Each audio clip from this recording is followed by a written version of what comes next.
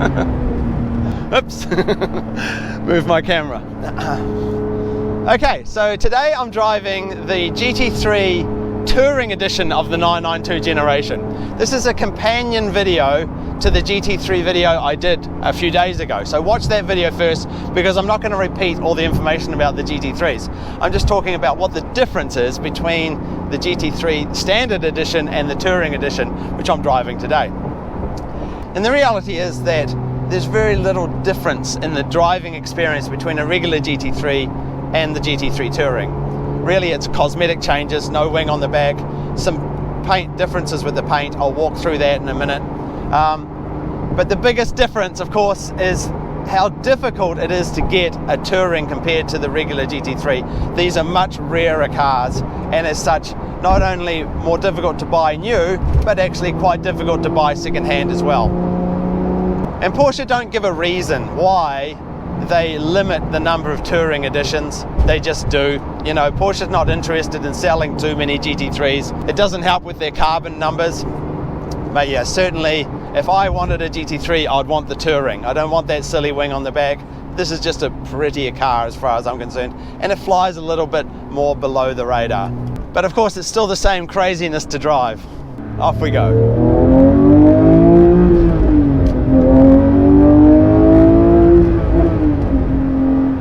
And now I'm going to try not to beat on this car too much, because you might notice it's only done 660 miles, so it's not even properly running yet, although Porsche do claim that you can beat on the GT3 engines right out of the gate.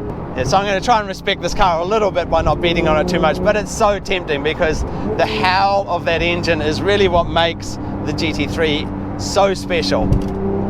It's not a car you want to relax in. It's a car you want to beat on at all times.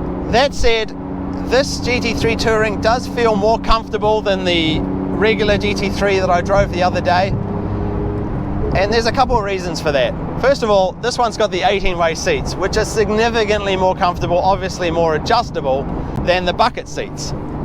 Just easier to get in and out of as well. And because it's a GT3, you don't get the memory package or any of the other little niceties you get in other 911s, so you have to manually adjust where it is, or it memorizes to the key. There's a lot of things about the GT3 that just make a GT3 a little bit more of a handful to own. But really, it's still the same experience inside. You're still getting bombarded by the sound of the engine. You're still feeling all the texture of the road in your hands and the pedals, and even through the seats. And of course, you're constantly wanting to take the gear lever, drop it down, and put your foot down. Yeah, GT3s are a blast to drive. They're not a great day-to-day car. Like the owner of this car admits he couldn't drive this car day-to-day. But it's a great weekend blast and enormously rewarding track car as well.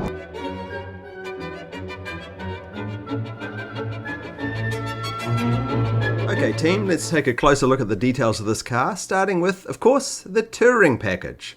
The most obvious change from a standard GT3, of course, is the removal of the big rear wing, which to the untrained eye makes the rear look just like any other 911, but of course it still has the GT3 rear fascia, the exhaust, and all the other little bits.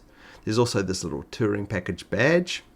Up front you get the GT3 front fascia, with the difference being that it's all painted, unlike the part black fascia of the standard GT3, and of course you still get the GT3 pass-through grills. Inside, the Touring gets this textured leather treatment, a bit of a mix between snakeskin and carbon leather. Very cool. As for options, on this Touring, the most expensive is the paint to sample colour, $12,830. Can anyone guess what this colour is? Clue, it's a non-metallic colour. Next in expensive options is the Porsche carbon ceramic brakes at $9,210. Followed by the black leather and fabric seats option, which is $4,730. The front axle lift system with GPS memory, which is kind of a must-have for the GT3 models, will set you back another $3,670. And priced much the same at $3,650 is the deviated stitching package in yellow, picking up just the little yellow accents, more of a subtle way to show off the yellow, which of course I very much approve of. Those 18-way seats we've talked about is an uplift of $2,640. a bit of gloss carbon fiber, $1,600, and clear tail lights, kind of a must on this color, $990. And that's how a $160,000 GT3 quickly becomes a over $200,000 GT3.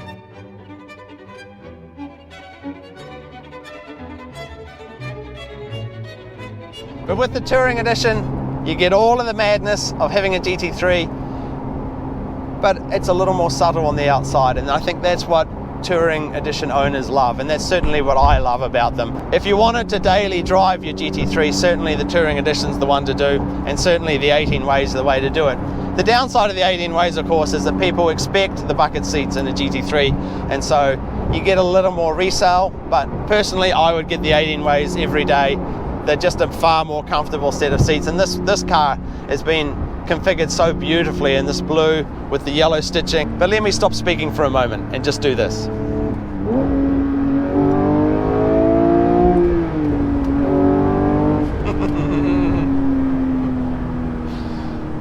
Yes, there's a lot to be said for the GT3 engine, as I said in the GT3 review before.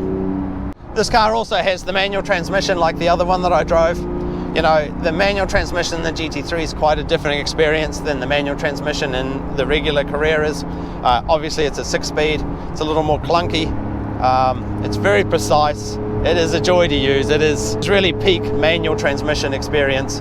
But I wanted to thank Peyton, the owner of this very beautifully configured GT3, for letting me drive it today. As I said, basically the same as a regular GT3 to drive, just more comfortable because of the seats, and easier on the eye because there's no big wing on the back. This is the 911 to have if you want thrills, but perhaps not the 911 to have if you want to daily drive your 911.